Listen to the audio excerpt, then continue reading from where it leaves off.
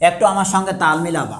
এখন আমার মাথায় হয়তো জিনিসগুলো ঘুরপাক খাচ্ছে, আমি খুব দ্রুত গতিতে দিব, তোমার মাথায় নাই বলে হয়তো তোমার মাথাতে জিনিসটা ট্রান্সফার হতে কিছুটা সময় নেবে, কিন্তু আশা করি খুব সুন্দরভাবে তুমি বুঝবা। এবং সেটা বোঝার মতো আমার স্টুডেন্টগুলোর মাশাআল্লাহ, যে আমার এই ব্যাচগুলোতে যে কয়জন যুক্ত আছো তোমরা, তাদের মধ্যে কাউকে মানে একেবারে লাঠি দিয়ে হাঁকানোর মতো কেউ নাই। এটা আলহামদুলিল্লাহ, যে আমার স্টুডেন্ট সংখ্যা কম হলেও সলিড, এটা শুক্রিয়া। তো যাক, তোমরা সলিড যখন হবা, তোমরা যখন ভালো পড়ালেখা করবা, তখন আমিও সলিড হতে বাধ্য, তাই না? স্টুডেন্ট যখন ভালো হয় তখন টিচার ভালো হইতে বাধ্য। ভালো স্টুডেন্টদের পড়ানোর কিন্তু একটু ঝাঁকে ঝামেলা রয়েছে, ওকে? গোজামিল দেয়া যায় না। তো গোজামিলের একটা পৃথিবী চলতেছে আর কি। আমি না জানলে পারে অবশ্য সরি বলি, গোজামিল দেওয়ার একটু কম চেষ্টা করি, ওকে? দেখো, এই গ্যাসের অণুগুলো প্রতি মুহূর্তে এই 6টা যে তল বা পৃষ্ঠ রয়েছে, এদিকে একটা, তার বিপরীত দিকে এদিকে একটা, এই বাহিরের দিকে একটা, তারপরে এর বিপরীত দিকে ওইদিকে একটা পৃষ্ঠ, উপরের দিকে একটা, নিচের দিকে, এইভাবে করে এই ঘনাকার পাত্রের মোট 6টা তল রয়েছে। তুমি যদি বলো তাহলে পরে এই গ্যাস অণুগুলো প্রতি মুহূর্তে বিভিন্ন তলে গিয়ে ধাক্কা দিচ্ছে, ছুটে গিয়ে আঘাত করছে, এবং এই ধাক্কা বা এই বলটাকে স্থিতিস্থাপক বিবেচনা করা হয়। যত বলে গিয়ে পাত্রের মানে তাহলে গ্যাস অণুর ধাক্কাগুলো, অণুর ধাক্কা বল, যেটা ধাক্কা দিলে চাক্কা হয়, কি গো? ও হ্যাঁ, তোমরা একটু কমেন্ট বক্সে একটু জানাই, একটা রিডেল আছে মানে ধাঁধা, যে ধাক্কা দিলে চাক্কা হয়, ঠিক আছে? এটা তোমরা একটু বলবা।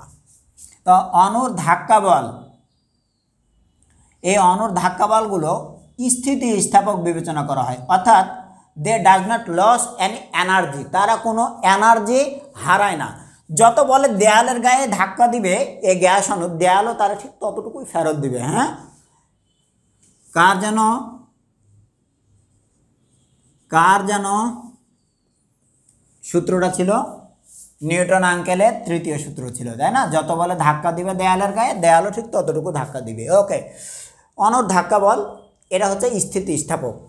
এখন আমরা যে এখান থেকে প্রেসার মাপতে চাই, গ্যাসের অণুগুলো যে প্রেসার দিচ্ছে, সেই প্রেসারটা হচ্ছে F/A, সেই প্রেসারটা হচ্ছে বল ভাগ ক্ষেত্রফল। এখন এই বল মাপা আবার কঠিন। আরে ভাই, গ্যাস অণুগুলো কেমনভাবে বল দিচ্ছে, এই বল মাপবো, ঠিক আছে?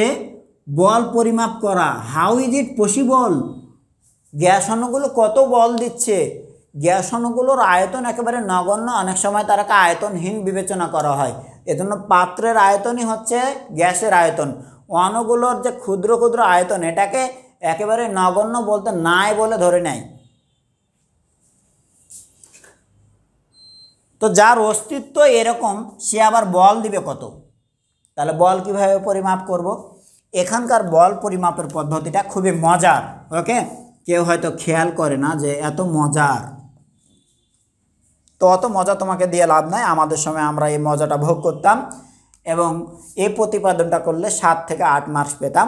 কিন্তু তোমার এই প্রতিপাদন না, তোমার ওই যে সূত্রগুলো লিখে দিলাম, ওখান থেকে সৃজনশীল শুরু হবে, অতএব তুমি ওইখান থেকে করবা।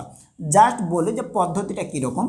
একটা পাত্রের গায়ে যখন এসে ধরে নাও যে ইউ বেগে ধাক্কা দিবে, এক অক্ষ বরাবর যদি আসে, ইউ বেগে ধাক্কা দিলে এম ভরের একটা কণা, তাহলে এম ভরের কণা হলে তার যে হচ্ছে ভরবেগ, সেটা কত? এমইউ। সে যখন এদিকে এসে ধাক্কা দিল, এ পাত্র বা দেয়ালও তাকে কিন্তু ঠিক একই পরিমাণ ধাক্কা দিবে, তখন তার ভরবেগের পরিবর্তন কত ভাই? তার ভরবেগের পরিবর্তন কই চলে আসলাম, নিউটনিয়ান বলবিদ্যা মনে হচ্ছে। সে এম ইউ ভরবেগে আঘাত করলো, আবার ফিরে গেল এম ইউ ভরবেগে, ঠিক আছে? যখন আসছিল তখন এম ইউ যদি পজিটিভ হয়, বিপরীত দিকে যাবে, তখন ভরবেগটা কি নেগেটিভ। দুটোর ডিফারেন্সটা কত হবে? ফাইনালি টয়েস এম ইউ, ওকে? এটা ভরবেগের পরিবর্তন। এবার ভরবেগের পরিবর্তনের হার যদি চিন্তা করো, কত হবে? এই এক্স অক্ষ বরাবর চিন্তা করছি, শুধু ইউ বেগ নিয়েছি। যদি 3 দিকেরই র্যান্ডমলি হিসাব করতাম, তাহলে এখানে ইউ না লিখে সি দ্বারা লিখতাম, এটা শুরুতেই দেখিয়েছি, ওকে? ইউ ভি ডব্লিউ, এর 3টার যোগফলটা হচ্ছে সি। 3 অক্ষের যে বেগের উপাংশের যোগফল হচ্ছে টোটাল বেগ, ওকে? তো এটা হচ্ছে, দেখো জাস্ট তোমাকে বোঝানো ভরবেগের পরিবর্তন। কিন্তু আমার বল সমান নিউটনের গতির দ্বিতীয় সূত্র বলা হয়েছে, বস্তুর ওপর প্রযুক্ত বল তার ভরবেগের পরিবর্তনের হারের সমানুপাতিক। তাহলে এই ভরবেগের পরিবর্তনকে যদি আমরা সময় দিয়ে ভাগ দিই তাহলে পরিবর্তনের হার পেয়ে যাব। অতএব বল সমান সমান ভরবেগের পরিবর্তন যদি টয়েস এম ইউ হয়। এবার বেগের মানটা তো দিলাম, ভরবেগের পরিবর্তনটা দিলাম, হার দিতে হলে কি নিচে কি লাগবে, টাইম। টাইম ভাই কত হবে, টাইমটা হবে ধরে নাও যে পুরো এল পরিমাণ দৈর্ঘ্য ইউ বেগে ছুটে আসছে, তাহলে সময় কত লাগবে, এস সমান সমান আমরা জানি ভিটি, দেন টি সমান সমান এস ভাগ ভি। অলওয়েজই একটা দৈর্ঘ্যকে যখন বেগ দিয়ে ভাগ দেওয়া হয় তখন সেটা একটা টাইম প্রকাশ পায়। তাহলে টাইমের জায়গায় কত লিখবো, টয়েস এম ইউ আপন টাইমের জায়গায় কি মোট এল দৈর্ঘ্য পরিমাণ দূরত্ব অতিক্রম করছে ইউ বেগে, তাহলে পারে এস ভাগ ভি মানে দৈর্ঘ্য ভাগ হচ্ছে বেগ। ওকে, তখন ইউটা উপরে চলে যাবে, দেন টয়েস এম ইউ স্কোয়ার ভাগ কি পড়বে এল। এইটা হলো ভরবেগের পরিবর্তন কোন অক্ষ বরাবর, এক্স অক্ষ বরাবর। এবার যদি 3 অক্ষ বরাবরই নিই আর একটা অণুর না নিয়ে কয় অণুর নিব, এন সংখ্যক অণুর, কয়টা অণুর, এল সংখ্যক অণুর, আর কয় অক্ষ বরাবর, 3 অক্ষ বরাবর, তাহলে কীরকম হবে, ভেরি সিম্পল সেন্স নাকি জটিল। আমি আসলে এটা দেখাতে গিয়ে মাঝে মাঝে ভয় পাই যে আমি তো স্টুডেন্টদের যেভাবে বলি এটা তো একেবারে বুঝে যাওয়ার কথা, কেউ যদি মিনিমাম ম্যাথ বা ফিজিক্স বুঝে সে বুঝে যাবে, কিন্তু সে ভারী মনে করবে কিনা। তবে যারা ট্যালেন্টেড, যারা হচ্ছে পরিশ্রমী তাদের জন্য দিচ্ছি। যদি কেউ মনে করো না আমি এত পরিশ্রম করব না, তাহলে ওই ইকুয়েশনগুলো মনে রাখবা, অথবা যতটুকু পারো ভালো লাগে সেটুকু করো, কিন্তু দয়া করে বদদোয়া দিও না। হ্যাঁ, আর অবশ্য 2-1জন পছন্দ করে, 2-1জনের আচ্ছা নাম বলে দিব। হ্যাঁ, কারা কারা পছন্দ করে যে না ভাইয়া এই লেকচারগুলো অনেক সুন্দর, অন্যরা তো এভাবে করে বুঝিয়ে বা ইয়ে করে পড়ায় না, তখন চাপ পড়ে যায় আমাদের। তো অণুর ধাক্কা বল, এই জায়গা থেকে আমরা ফাইনালি ভরবেগের পরিবর্তনের হার পেলাম। আর ভরবেগের পরিবর্তনের হারই কিন্তু বল। বল F is equal to P del P বা ডিপি আপন ডিটি, মানে ভরবেগের পরিবর্তনটাই হলো বল, নিউটনের গতির দ্বিতীয় সূত্র। তাহলে বলের মান কিন্তু পেয়ে গেলাম এক্স অক্ষ বরাবর, কয়টা অণুর জন্য, একটা অণুর জন্য। ভাই এবার যদি 3 অক্ষ বরাবর কাউন্ট করতাম তাহলে ইউ না হয়ে এটা সি হতো, একটা অণুর জন্য কাউন্ট না করে এন সংখ্যকের জন্য করলাম তাহলে কত হতো, এন হতো। তাহলে টোটাল বলের মানটা যদি আমি বলি, টোটাল বলের মান বা ভরবেগের পরিবর্তনের হার মোট এন অণুর ভরবেগের পরিবর্তনের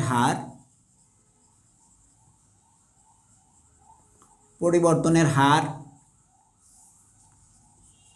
কত হবে, টয়েস M N C square upon এল।